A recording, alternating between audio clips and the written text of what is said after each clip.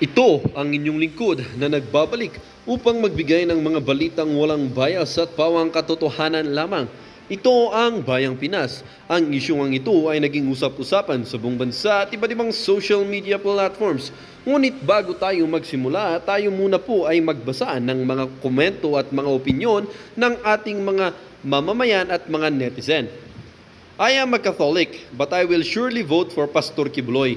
I am sure kung magiging senador si Pastor, gagawa siya ng batas na mag-protect sa mga religious organizations para hindi mangyayari sa ibang relihiyon ang nangyari sa KOJC.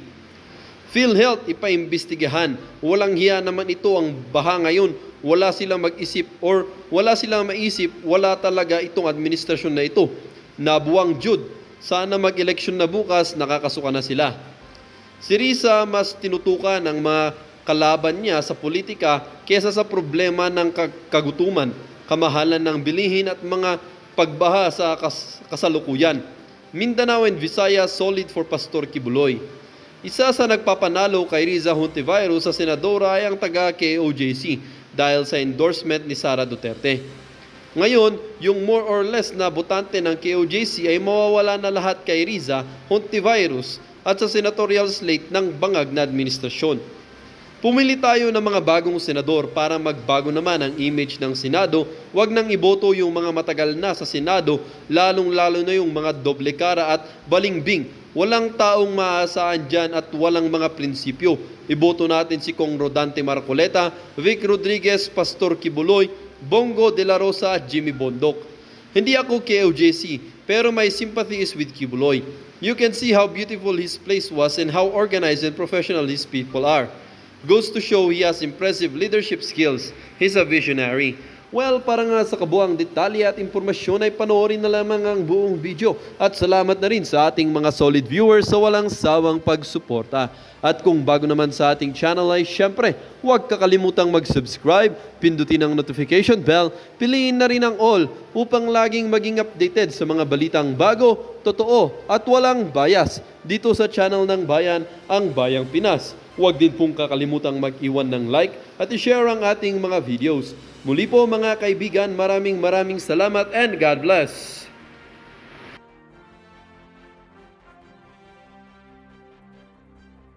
Survey sa Davao, yan.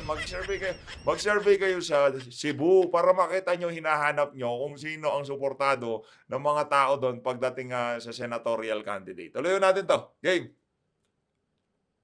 Galing sa Philippine Army. No.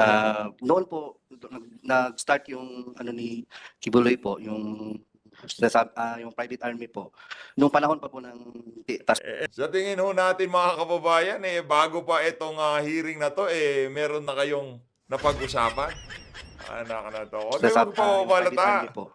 Nung panahon pa po ng Task Force Davao, kasi yung unang batch ng Task Force Davao, yung hindi pa ako nakasali doon, meron po mga workers na kasama ko, yung pili lang, sila yung mga unang batch talaga. Okay. Task Force Davao is local lang po ng Davao. Yes. Noong 2015 po, mag-jump out po tayo. 2015, na-endorse po yung Detalyado, Paaro dito sa Kingdom.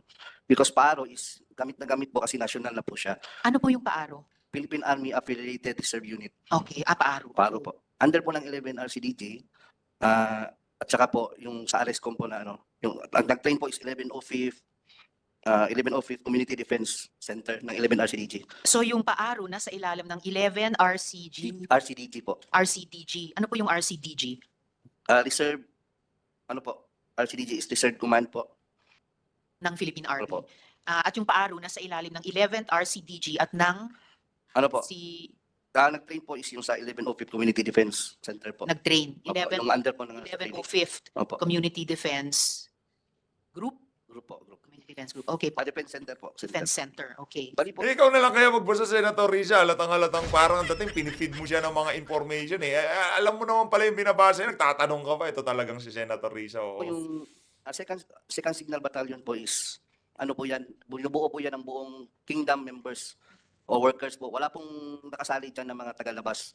Hindi po kagaya ng ibang mga ng Paaro sa ibang lugar po, sa ibang tawag nito, sa ibang parte ng regional po na yung exclusive po talaga yung second Signal Battalion under po ng SMNI. Oh, okay.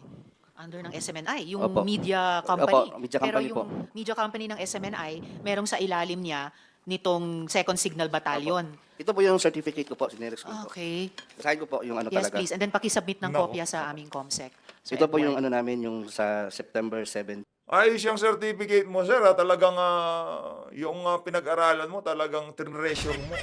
Nakananto ko, ba't ganyan yung pagkakatupi? At parang kakaprint lang yan ilinapula-pungos mo lang para magmukhang luma. 2015 to November 21 na training po namin. Okay. Ano po is Philippine Army Affiliate Reserve Unit, PARO, then Military Orientation Training of the 2nd Metro Davao Signal Battalion, Sunshine Media Network International. Ito po So, yung ano. ito pala ay 2nd Metro Davao Signal Opo, Signal Battalion, Battalion. yung buong pangalan niya. Opo. Okay. Diyan ba sa 2nd Metro Davao Signal Battalion, kinukuha yung tinatawag na Angels of Death?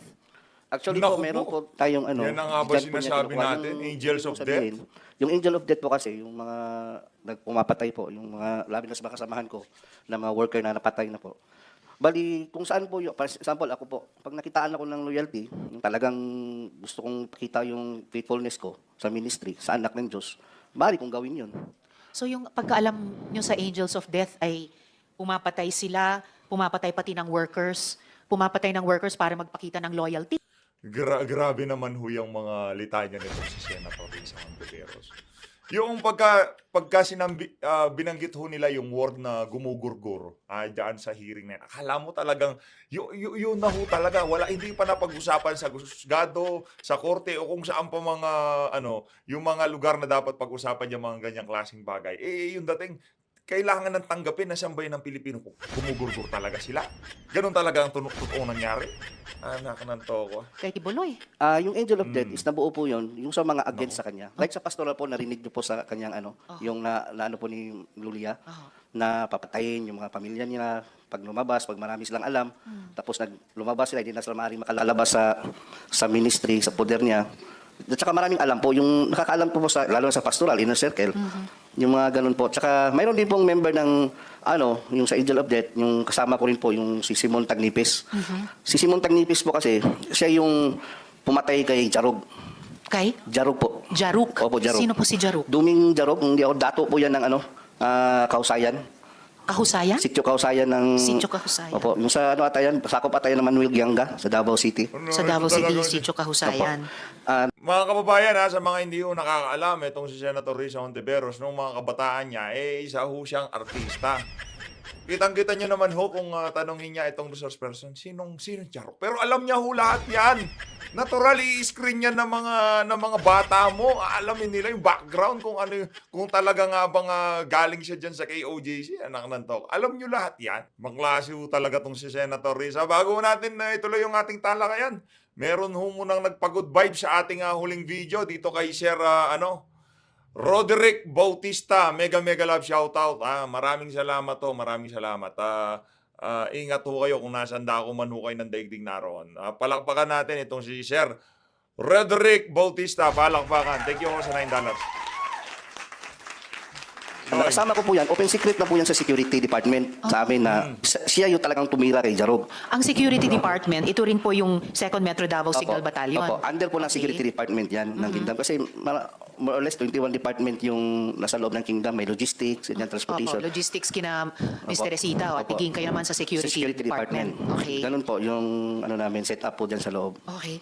At nung nasa loob po kayo nitong 2nd Metro Davao Signal Battalion o yung Bahalang-bahala security siya, department, meron ba kayong nasaksihan na inabuso o meron ba kayong nasaksihan na sinaktan? Paano yung ginagawa sa kanila? At bakit sa mga balita, bakit usually sinasaktan yung mga miyembro? Maging ako po, hindi po ako exempted sa punishment. Kasi mari nilang sabihin sa akin na sa Bisaya pa, pabadlong yung matigas yung ulo. Tao rin naman po tayo nagkakamali. Lalo na yung sabihin, bawal mag-cellphone, bawal manood ng sine, bawal maglaro ng computer games. Because I was there, 15 years old pa po ako since 1999. I started yung nag-socialicit ako, nagtitinda ako ng puto, kakanin. Tsaka po, yung mga palo po na Sa mga testimonya ho ng mga resource person na yan, itong si Senator Risa, hindi naman ho natin sinasabi dito na lahat ng sinasabi nila, puro kasinungalingan, okay? Meron hong mga parte yung kanilang mga testimonya na yan, katotohanan din ho. Malamang sa malamang yung pagiging miyembro nila sa KOJC, Isa ho yun doon sa mga ano masasabi nating doon sa parte ng testimonya nila na yun, yun ay totoo. Bakit kailangan maging totoo? Para yung mga susunod nilang sasabihin, kasi kung di ka naman membro, paano natin mapapatunayan na totoo yung mga sinasabi mo? Diba? Kaya kailangan i-establish yung muna nitong si Senator Risa Hontiveros na yan. Bata pa lang, nasa KOJC na, ganitong pinapagawa sa kanila. Naku po, libo-libo ang membro ng KOJC. Nagtataka ho tayo kung ginagawa yung pang-aabuso na yan sa mga pumapasok sa KOJC. Dapat maglantaran na yung libo-libong membro. Kasi inaabuso ho kayo dyan. Kaso, handang magurgur yung mga membro ng KOJC para dito kay Pastor Apollo Kibuloy. Di natin sinasabing perfecto at hindi ho natin pinagtatanggol dito sa Pastor Apollo Kibuloy. Nandito lang ho tayo dun sa tama, yung nararapat, hindi yung dahil mananalo ng pagkasenador itong si Pastor Apollo Kibuloy, ginigiba siya dyan sa Senado. Yun ang problema natin dyan. Punishment po na sinasabi ni, lalo na po sila ni Ate Gingging, yung naranasan niyang fasting, nauso po yan Gingging! dati. 99, I was there in Tamayong. Kaya po, totoo po yung sinabi niya, na bawal po talaga silang kausapin, bawal pong tulungan, bigyan ng pagkain kasi madadamay ka. Tsaka yung hindi naman po sa makakain talaga kasi yung mess hall separate. Nasa taas yung sila, yung mess hall nasa baba. Makikita sila kung kakain. Tama yung sinabi nila, in order for them na ma-survive yung physical nila, inom ka talaga pag, pag naliligo ka. Yun ang testimony din ng mga nakaranas din ng fasting na nakausap namin after nun. Sa akin naman po, yung Paluan po, 2013, massive po yun. Na pinasuot po kami ng SS, yung orange, yung serpent seed po ang alam mo yung sa preso? Serpent seed? Opo. Naka-orange kami nun. Tanggap naman po namin yung time na yun kasi akala namin yung siya yung anak ng Diyos, yung talagang tanggapin mo yung punishment mo. Alam niyo po yung parang ang turing sa amin na yung trapo, mas may karapatan pa yung trapo kaysa sa amin. Hindi kami, kahit bata, bawal kami kausapin, bawal kami magingay. Yung na isang beses nga, tumawa kami, pinapalo kami ulit. Tawa lang po kasi mabigat kaya yung mag-ano ka ng bato. From gising kami ng 4 a.m., preparation para devotional 5 a.m. Tuloy-tuloy na yan, work job, kain, tanghalian, kain lang, isang oras lang yung pahinga. Hanggang alas 10 ng gabi yung ano namin, trabaho, puro Mas overtime. matagal pa sa pagkakaroling kina atiging na 14 hours. Kayo 4 a.m. hanggang 10 p.m. Opo, hindi pa po kasali yung 20, devotional. 18 hours, may devotional pa. Bago matulog po, yung mga 11 na po kami makatulog, 11 or 12, ganyan. Ay, wow. Okay, so 16 hours. Ito naman si Senator Risa. Ang OA mo, artista ka kasi. Yan ang nga ho ba sinasabi natin. Hindi ho maitago nitong si Senator Risa Hontiveros. Yung ano niya, yung artista niya, yung inner self niya ng pagiging artista, talaga hong lumilitaw sa mga ganyang klaseng pagdinig sa Senado. No? Hindi ho niya maitago. Dati hong nagtiteatro yan nung bata siya, napanood natin yung mga ano niya, meron hong ginaganapang mga karakter sa teatro. Kaya itong si Senator Risa, siguro yung training niya nung bata siya sa pagiging artista, na-apply niya naman ho sa trabaho niya dyan sa Senado. Kaya kahit pa paano, masaya ho tayo para dito kay Senator Risa Hontiveros. Ang kasabayan ho nitong si Senator Risa nung mga panahon na yun, si Lea Salonga. Pwedeng umabot ang isang araw. Opo. Okay, Oh, yeah. yung mga pagpatay nung 2nd Metro Davao Signal Battalion o yung security Ako naman, Senator Risa, department. oo. Si Kibuloy ba ang nag-order ng pagpatay sa mga dating KOJC members? Naku po. Opo, kasi yung kay Simon po kasi, nasabi nila sa amin yan. Yan po si Simon Nakausap ko si Simon. Tagnipes. Aha. Opo. Way back, hindi ko naalala yung mga taon na yun. Pero sabi niya na, kasi may galit daw kasi si Pastor doon sa yung Jaruk, kasi yung lupa niya doon, ayaw ibenta. Jaruk. Opo. Si Jaruk at si Simon Tagnipes ay parehong tao or Hindi po, iba. magkaiba sila? Opo. So bakit, kung galit si Kibuloy kay Jaruk, bakit papapatayin si Simon Tagnipes? Si Simon po kasi, nung matapos niyang patayin si Jarug, Siya ang pumatay siya kay pumatay Jaruk. talaga. Matapos niyang barilin si Jarug, Okay. nagkasama ko siya sa QGC compound, doon sa Katitipan, na kung saan security din siya. Parang normal lang, parang walang nangyari. Hanggang sa lumabas siya, yung paglabas niya po, hindi pa siya nagkaroon ng threat kasi nanahimik lang siya nung time na yun. Pero hindi namin alam bakit few years, ilang taon na, bakit nag-live siya ng Facebook. Against na siya ngayon kay Kibuloy po. Nagdala na siyang Bible, yung against sa doktrina.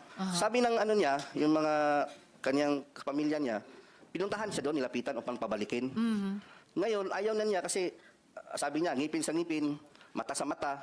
Kumbaga, nakasala siya ng nakakuha siya ng buhay, nakautang siya ng buhay ng tao. Kailangan din niya, parang natanggap na niya. Yung pagpatay niya kay Jaruk? Oo, tanggap na niya na may mangyayari din sa kanya. Kaya nga, talaga siya, sabi pa kasi magkakilala kami ni Simon sabi pa nga niya, ano niya, yung mga kaibigan niya, yung parinting niya talaga, yung kadugo niya, Kamag-anak. kamag-anak niya, sabi nga niya na kung saan magdadala na siya ng Bible, gano'n na po yung ano niya. Kasi parang nagsisisi po siya sa nangyari, nagawa sa kanya. Hanggang sa dumating po yung time na pinatay talaga siya. At si Kibuloy ba talaga ang nag-uutos na pumatay? Baka mga tao lang niya, di niya alam? Hindi Siya ba naman po talaga? namin, kung ako, hindi naman namin gagawin yun kung hindi inuutos mula sa taas. Sino ba kami? Magagalit lang kami sa isang worker, sa isang tao na against sa ministry, na lumabas, galit lang. Pero pag inutos na niya na gawin namin yan, gagawin po talaga namin yun. Okay. Grabe naman Kamusta yan. naman yung pagtrato ni Kibuloy sa mga miyembro? Halimbawa, pag may sakit, pag may pangangailangan ang miyembro, kumusta ba?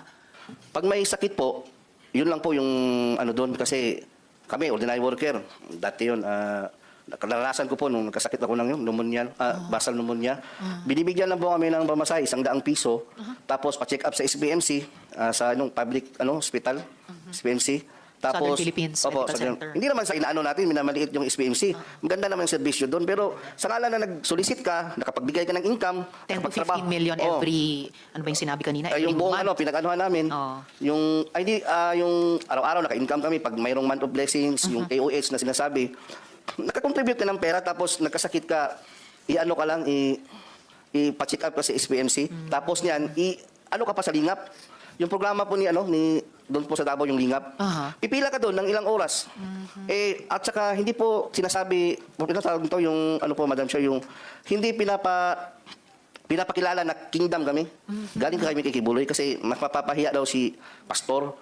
Kasi mayaman daw. Yung reaksyon ng tagalingap, yung malaman nila, Kibuloy mayaman yan.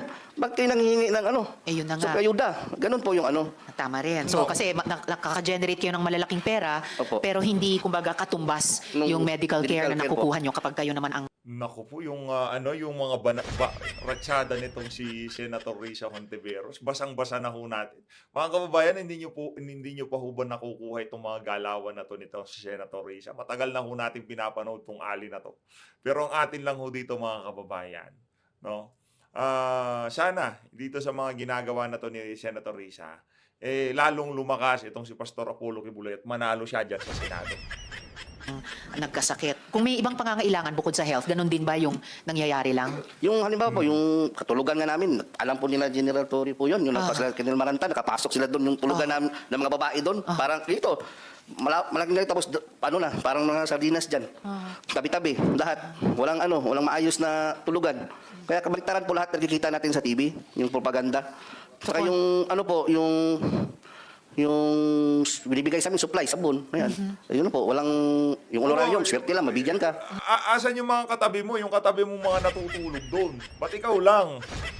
Baka siguro sa sobrang lapad ng katawan mo, talagang nasisikipan ka.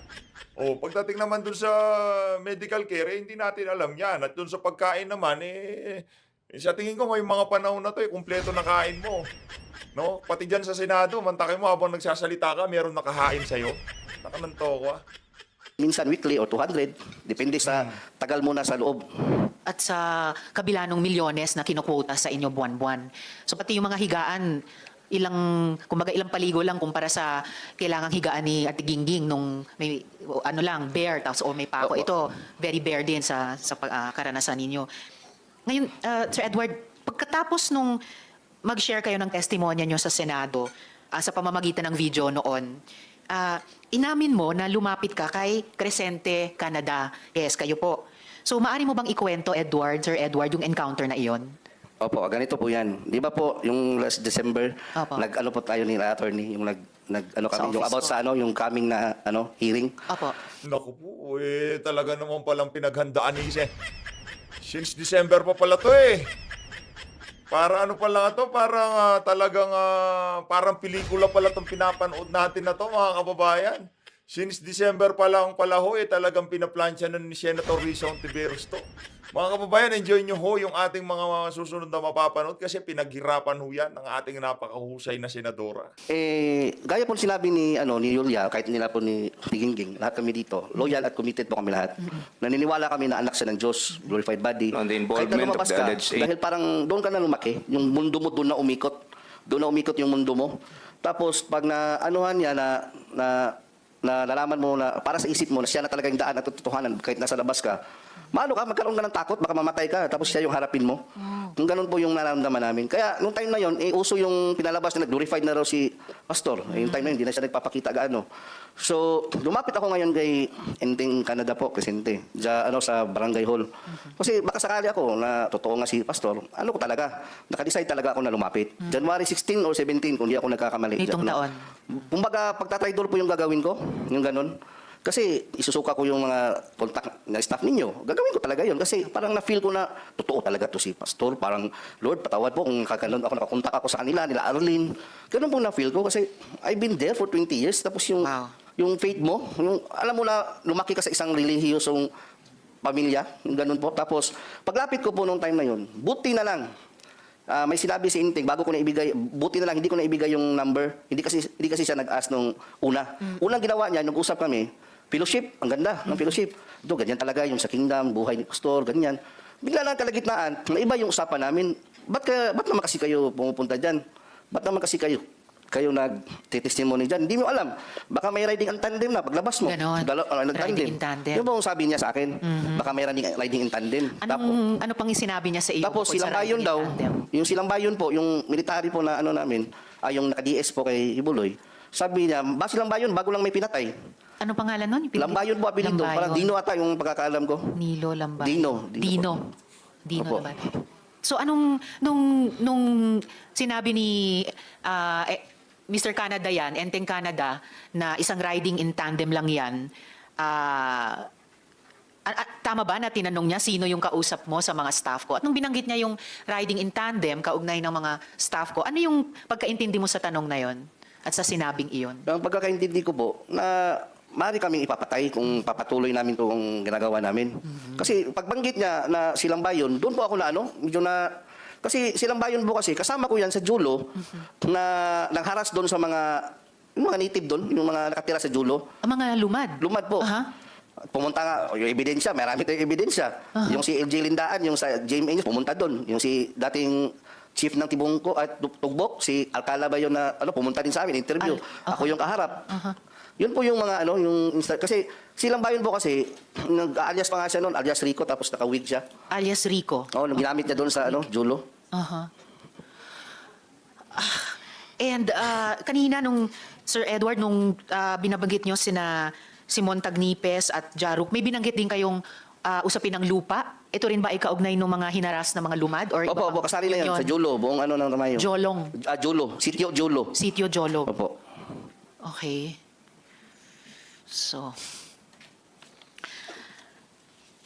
So yung encounter nyo, yung pag-uusap nyo kay Mr. Canada ay may ganong parang banta na ang dating sa inyo pwede kayong ipapatay dahil binanggit yung riding in tandem. Pati nung tinanong niya sa inyo, yung staff ko, binanggit din yung riding in tandem. Ano yun? Pati staff ko, binabantaan nila? Hindi po, hindi naman talaga direct na banta. Ngayon? Pero parang lang ba, yung pag ka dyan, piniksian lang, na mayroong riding in tandem. Kaya natakot din po ako nung sa mga kasamahan ko na staff, kasi konsensya ko rin naman, kung ibinigay ko yung number, siya nirason ko na lang na, naiwan yung nandoon sa isang cellphone ko yung makontak kasi nagmamadali akong pumunta dito para makausap ka. Kaya, alam niyo po ba, pinag-isipan ko yun bago pumunta doon. Dalangin talaga ko, Lord, kung kalooban mo na totoo si Pastor, magaganap talaga ito, mangyayari talaga na babaliktad talaga ako. Buti na lang, naka-mention siya nung time na yun. Parang yun na yung ko eh. Alam mo yung masaya ka, nag-usap kayo, fellowship, tapos biglang kumambyo. Yung saya mo, nabaliktad, parang Iba na to Mayroon namang... Alam mo sir, simple lang naman ho yan. Siguro kung yung mga ordinaryong manonood, maluloko mo sa iyong testimonya na yan, mantakin mo yun, December pa lang nakikipag-usap ka na kay Senator Risa Hontiveros dyan sa Senado, ha? Ngayon, nagpunta ka doon sa fellowship na sinasabi mo, na kesyo babaliktad ka na, yung ido-double cross mo na tong si Risa. Meron lang silang sinabing salita na ganun, bigla nang pumasok sa isip mo, naku po, parang delikado ako dito, balik ako kay Risa. Doon pa lang sa karakter nyo na yun, makikita na natin na diyan sa testimonya mo na yan, pinaglalaroan nyo na yung mga tao na makakarinig diyan sa nyo na yan. Paano kung pakawala ka pala ni Risa Hontiveros, talagang pinapunta ka niya diyan sa fellowship na yan para makapag-gather pa ng mga, kung ano pa yung maikakabit nyo dito kay Pastor Apollo Quibloy. Marami ko kasing mga tanong diyan na hindi nila maitanong dito sa mga resource person na 'to, hindi ho sila ma-cross-examine ng, mga senador diyan kasi ayaw ho nilang sumausaw diyan sa mga kababuyan nitong si Risa Hontiveros. Pero kung itong si Attorney Israelito Torion ang magtatanong dito sa mama na 'to, naku po, babalentong ho yung mga ano nito, ang mga argumento nito. Kaya lang naman itong si Senator Risa, ang palitan nila, kung anong sasabihin ng resource person, tatanggapin na gospel truth. Yun na talagang totoong nangyari. Yun na talaga ang dapat paniwalaan ng sambayan ng Pilipino. Mag-ingat ho kayo pagka ganyan. Pagka ang isang argumento, isang mukha lang ho ang pinapakita sa inyo, dapat ho mag-isip na kayo. Dapat dalawang muka ang kailangan nating ipakita sa mga argumento lagi, hindi lang isang muka. Kagaya diyan sa House of Representatives, puro isang muka lang ho ang pinapakita nila, yung ibang senaryo o yung ibang mga dahilan kung bakit nangyari yung mga ganyang klaseng bagay, hindi naman ho nila ikukuwento kasi yung naratibo nila na gusto nilang takbuhin itong mga ganitong klaseng pagdinig, madiderail o kumbaga mawawala sa linya, ika nga, no? Kaya hinay-hinay ho kayo sa paniniwala diyan sa mga binibitawan ng mga resource person sa mga ganyang klaseng pagtingin.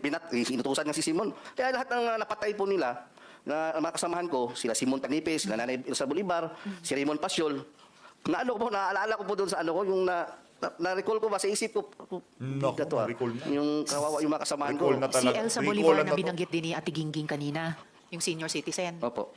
And then binanggit nyo ngayon si Raymond Pasiol, na binanggit mo rin dati sa Opo, video opo. interview nyo. Marami ba to, yung mga pinapapatay, no? Actually, mayroon pa pong mga iba dyan na hindi ko po minention, baka ano na po yung magsabi. Opo. Mga ilan po sa pagkaalam nyo? Kaalam ko po, mayroon pa nga yung pastor under investigation po, yung isang pastor na ano pa po, yung si Disera, yung apelido Disera. Kunyari, pasulat-sulat itong si Senator Risa, pero lahat ng pangalan ho na yan, nasa opisina yan na nako. December pa lang, kausap mo na yan si Sir. Nantoka. Ito talaga Worker si po yun Senator dati. Risa. Member, worker yun siya. Artista. Kung hindi mo kasi maano, kahit sabihin mo na, ano po, Madam Chair, bakit mga member o mga worker, parehong ikinamatay? Pwede namang makasakit yung isa, nabunggo ng tricycle yung isa. Pwede naman yun. Bakit puro baril? So, panay baril ang, Oh, pagbaril panay- ang kinamatay. Palay puro pagbaril yung yung kinamatay ng mga coincidence talaga. Tapos kung mag-imbestiga kayo doon sa mayroong pool guy, yung mga ganun po, Okay. So, may mga fall guys pa. na nahuli. Tapos hindi naman pala yung yung totoo, kumbaga hindi alam ng pamilya na may nahuli na pala sa sa mga suspect, yung ganun po na sinikreto ng police station. Alright. Dagang salamat, Edward. Paki-stay on para sa rest ng hearing natin. Oo. Pero magiging mas conscious pa ako sa oras dahil mga kasama, dear colleagues, signal number 2 na po sa labas. Okay. So, Sir Joe Parang itong si Pastor Apollo Quiboloy, tinawag niya na. Masyado ng maraming kababuyan na nangyayari dito sa pagtinig na to. Punta ka na dito, signal number 2 na daw ho dyan sa Mga kababayan, mag-ingat ho kayo. Mag-ingat ho kayo sa mga sa napakalakas na bagyo doon. Yung mga kababayan natin sa Albay, sa Bicol, yung hong baha ngayon, hindi na lang ho tubig, pati lupa sumasama na sa tubig. Kaya mag-ingat ho kayo mga kababayan. R. Sir Joe R. Martinet. Yes po. Madam Limba. Chair. Opo. Okay. Salamat kayo. Sir Joe R. So, Kumakain pa siya istorbo ka, Risa, istorbo ka. para lang maalala namin ulit, maaari mo bang ikwento ng maiksi kung paano ka naman naabuso? Opo, Madam Chair. Good afternoon sa lahat. By the way, ako pala si Joar Limba and Iki alias Jerome. Ako po ay Alias isang full-time Jerome. worker sa under po ng logistic department na wala ibang ginagawa, magtinda, mag-solicit sa lahat ng Metro Manila at buong NCR. Ako po diniretso ko lang po kasi naano ko na po ba, di ba? Opo. Yung na lang, nakaranas po ako ng karumal-dumal na sa loob ng compound ng Kingdom of Jesus Christ. Doon po sa Baliches, sa Oyo, Quezon City. Ako po yung nakaranas ng karumal-dumal na self-torture po na utos po ni Pastor Kibuloy. Sa kasalanan po, nanood lang po ako ng sine at saka nagkagulpi na tagalabas. Ang sabi niya po sa amin, true calling po yun. Hook up po ang tawag noon. Sabi niya sa Ganito yan Sir, ganito lang ho kasimple yan. Ganito lang. No, pagka pumasok kayo sa isang region, magkakaiba ho yan, no? Hindi naman ho natin sinasabing sang-ayon tayo sa pinapaniwalaan nitong si Pastor Kibuloy, ibang usapan ho yan. Ngayon, pumasok kayo, merong patakaran. Merong patakaran sa loob. Pero nagdesisyon pa rin kayong pumasok. Kung kayo ho papanagutin noong organisasyon na pinasok nyo, dahil base doon sa patakaran nila sa simbahan at hindi ho yan pwedeng pakialaman ng Estado. Okay? Kaya yung mga ating mga kapatid na Muslim, kababayang Muslim, pwede ho silang mag-asawa ng ilan, pero kung titignan ho natin ng batas, bawal ho yun, pwede ho tayong makulong kung kayo isang Kristiyano. Meron hong mga batas na hindi pwedeng pakialaman ng Estado.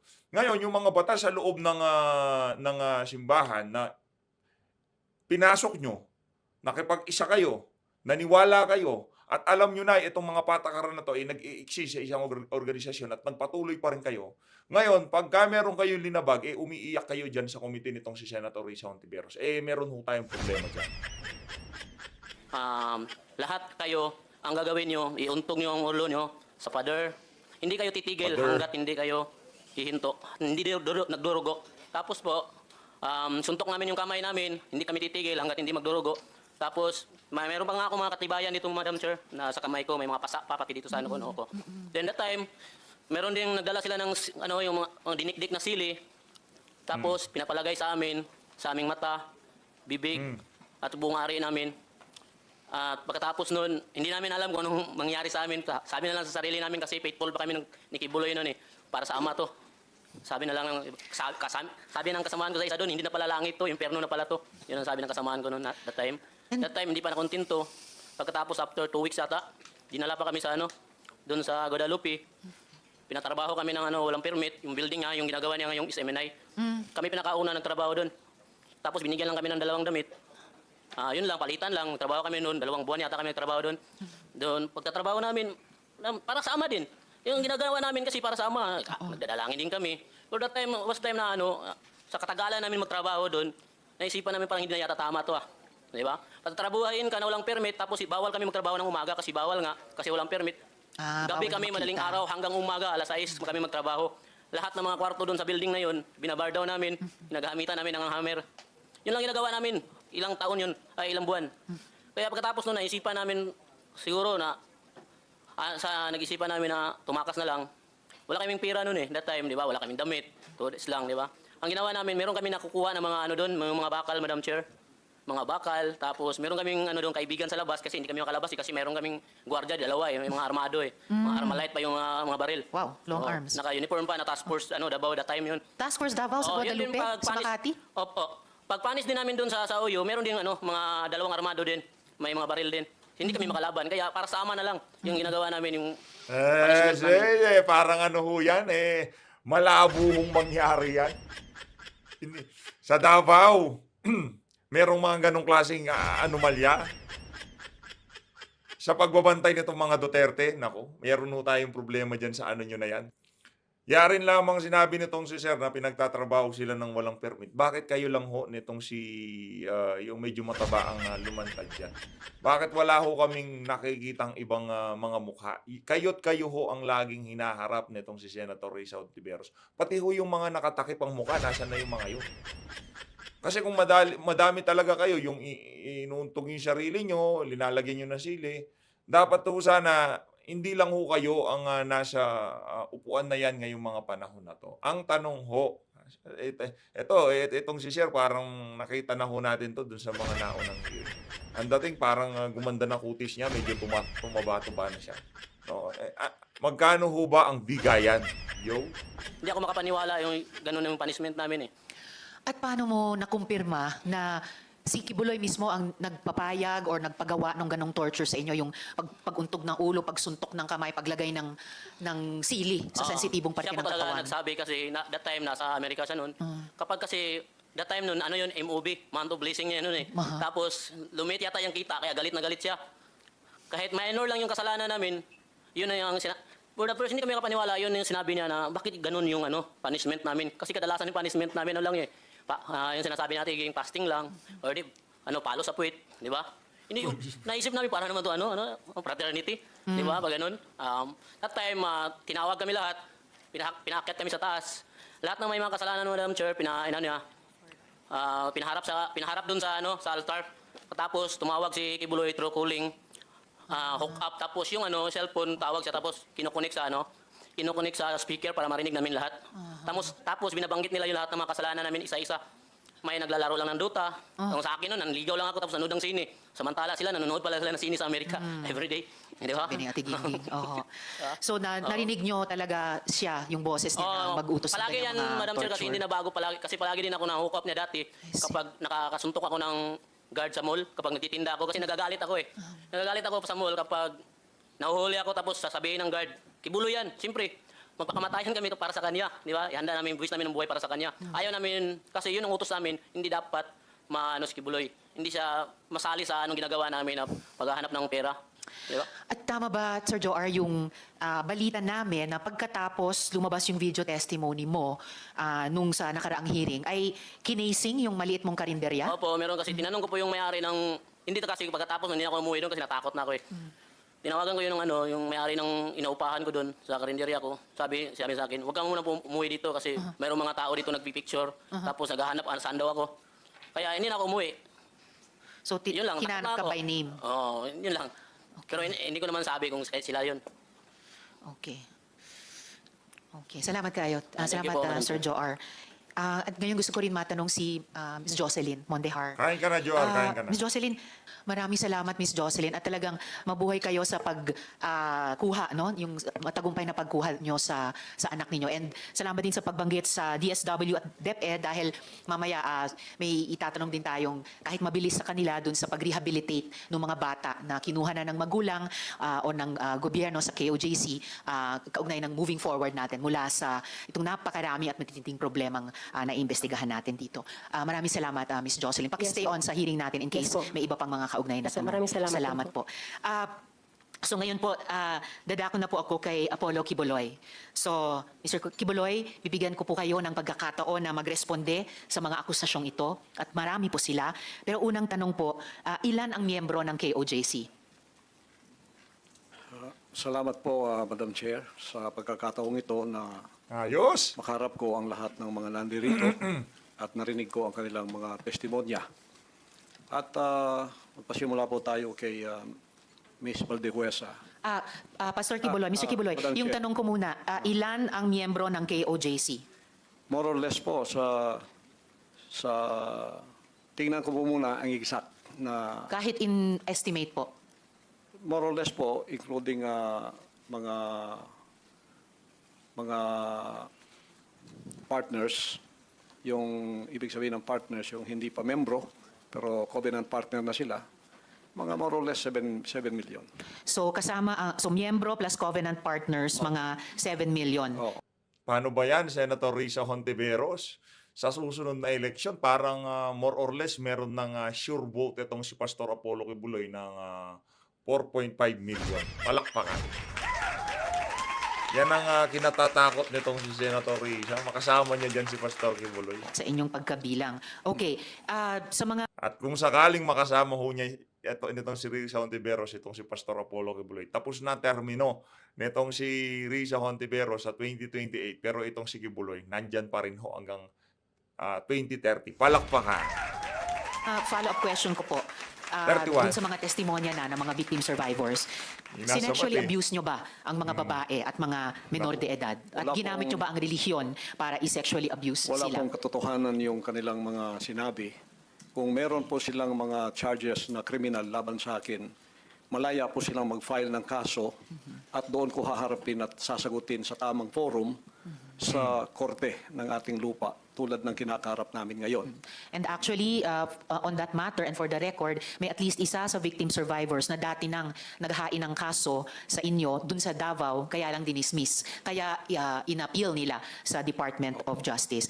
Yun naman pong mga testimonya ni na Ms. Valdehuesa at ni Yulia, tinatanggi nyo ba ang mga testimonyang iyon? Tinatanggi ko po, wala pong mga katotohanan yung kanilang mga sinasabi, kundi sa aking paningin ay kabaligtaran. Ngunit hinahamon ko po silang mag-file ng kaso Naku sapagkat po. ito ay mga kriminal na mga allegations.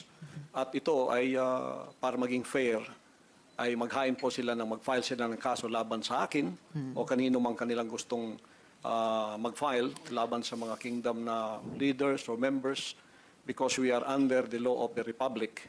Tulad po kay Masayon, yung kanyang sinabi, Pastor, i-interrupt ko muna kayo doon dahil Oo. Teka lang, nagsasalita si Pastor Kibuloy, natutumbok kasi niya punto. Ganun ho talaga.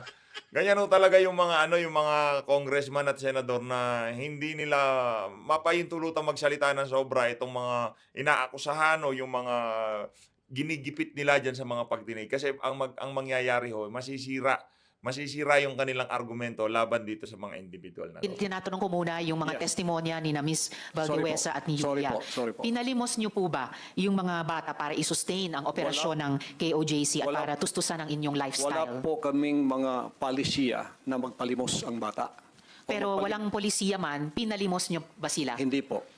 Wala pong katotohanan yun. Okay. Eh yung mga adults po, Ganun din po. pinalimos niyo ba sila or pinayagan niyo ba silang maglimos para sa operasyon Hindi at po. lifestyle Wala ng pong KOJC? polisiyang ganon ang kingdom na magpalimos. Wala mang polisiya pero pinalimos niyo ba sila, Hindi yung po. mga adults? Hindi po. Wala pong katotohanan yun. Alright. Pinayagan niyo ba yung pang-aabuso at pag-torture sa mga miyembro niyo? Hindi Halimbawa yung parusang dry fast. Hindi rin po polisiya ng kingdom ang batas ng pagparusa ng tao ay ipapasting para mamatay. Napansin ko po, lagi kayong nagre-refer sa polisiya, pero ang tinatanong ko po ay yung practice. Practice. So, pinaabuso nyo ba, pinatotorture nyo ba yung mga miyembro nyo? Pinapa-dry fast nyo ba sila? Sa freedom of religion po natin, meron tayong separation of church and state. Correct. At tulad ng sinabi ko, yung fasting ay voluntary kung tatanggapin mo. Hindi po ipinipilit. Alright. Kayo ba yung nakaisip nung modus na piliting magpakasal yung mga miyembro nyo na hindi naman magkarelasyon para manatili sila sa ibang bansa? Sino pong nakaisip nun, nung modus na yon? Because this is under the investigation already, I invoke my right to remain silent on this issue. Alright. Quickly lang po kay Ate Gingging, yung dry fast po ba, voluntary ba ito? No, for sure. No. Alright. Salamat It po. was an instruction. Instruction. So, hindi siya voluntaryo, instruction or utos siya. Alright. Salamat po. Mr. Kibuloy, boses nyo ba yung nasa audio file kanina, yung binabantaan mo yung si Stephanie o si Pane? Kailangan po i-authenticate kasi ngayon malakas ang AI. Hindi So pero boses nyo ba yon yung nagbabanta kay Pane o kay Stephanie? It appears na parang boses ko. Pero Alright. hindi ko po ma-authenticate kasi ngayong panahon na to malakas ang AI. At Kaya- sino po si Stephanie Ibarra? Sino po si Pane? Isa po sa mga manggagawa. Manggagawa. Ano po yung relationship o relasyon nyo kay Pane o Stephanie Ibarra? Isa pong manggagawa. Isang manggagawa. Pero hindi ba totoo na kinupkup nyo siya, kinuha nyo sa inyong pag-aalaga nung siya ay 2 years old pa lamang? With this issue po kay Pane, I invoke my right din to remain silent. All right. So, pero sa pagkaalam po namin, inalagaan nyo siya nung bata pa lamang siya. So, parang naging tatay kayo ni Stephanie o Pane Ibarra. Tama po ba? I invoke my right to remain silent Invoke. po sa issue na yan. Okay. Kasi sa audio file naman po, sa kabila nung sa pagkaalam ay kinupkup nyo siya nung 2 years old pa lamang, bata pa lang siya, na parang naging tatay kayo niya. Pero sa audio file, bakit parang asawa? Asawa nyo kung ituring itong si Stephanie o Pane? I invoke my right to remain silent on that Alright. issue rin po. Ngayon po, kino-confirm nyo po ba na meron kayong isang hukbo o private army sa inyong disposal? At ano po iyang tinatawag na angels of death?